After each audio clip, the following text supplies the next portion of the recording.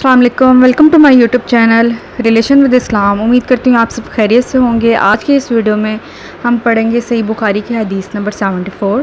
اعوذ باللہ من الشیطان الرجیم، بسم اللہ الرحمن الرحیم۔ وہ اور حرب بن قیس بن حسن فزاری موسیٰ علیہ السلام کے ساتھی کے بارے میں بحثیں۔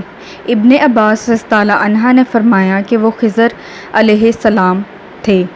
پھر ان کے پاس سے ابی بن کعب گزرے تو عبداللہ بن عباس رضی اللہ تعالی عنہ نے انہیں بلایا اور کہا کہ میں اور میرے یہ رفیق موسیٰ علیہ السلام کے اس ساتھی کے بارے میں بحث کر رہے ہیں جس سے انہوں نے ملاقات چاہی تھی کہ آپ نے رسول اللہ صلی اللہ علیہ وآلہ وسلم سے اس کے بارے میں کچھ ذکر سنا ہے؟ نے کہا ہاں، میں نے رسول اللہ صلی اللہ علیہ وآلہ وسلم کو یہ فرماتے ہوئے سنا ہے۔ ایک دن موسیٰ بنی اسرائیل کی ایک جماعت میں بیٹھے ہوئے تھے کہ اتنے میں ایک شخص آیا اور اس نے آپ سے پوچھا، کیا آپ جانتے ہیں کہ دنیا میں کوئی آپ سے بھی بڑھ کر عالم موجود ہے؟ موسیٰ علیہ السلام نے فرمایا نہیں۔ اس پر اللہ تعالیٰ نے موسیٰ علیہ السلام کے پاس وحی بھیجی کہ ہاں، ہمارا بندہ خضر ہے جس کا علم تم سے زیادہ ہے۔ موسیٰ علیہ السلام نے اللہ سے دریافت کیا کہ خضر علیہ السلام سے ملنے کی کیا صورت ہے؟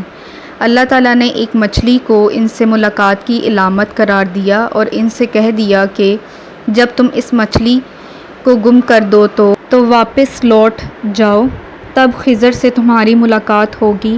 تب موسیٰ چلے اور دریا میں مچھلی کی علامت تلاش کرتے رہے۔ اس وقت ان کے ساتھی نے کہا، جب ہم پتھر کے پاس تھے کیا آپ نے دیکھا تھا؟ میں اس وقت مچھلی کا کہنا بھول گیا اور شیطان ہی نے مجھے اس کا ذکر بھلا دیا۔ موسیٰ علیہ السلام نے کہا، اسی مقام کی ہمیں تلاش تھی۔ تب وہ اپنے نشانات قدم پر باتیں کرتے ہوئے لوٹے، وہاں انہوں نے خضر علیہ السلام کو پایا۔ پھر ان کا وہی قصہ ہے جو اللہ نے اپنی کتاب قرآن میں بیان کیا ہے۔ امید کرتی ہوں آج کی ویڈیو آپ کو پسند آئی ہوگی۔ ویڈیو کو لائک، شیئر اور کامنٹ ضرور کریں اور ڈیلی احادیث کے لیے میرے چینل کو سبسکرائب کریں۔ Thank you.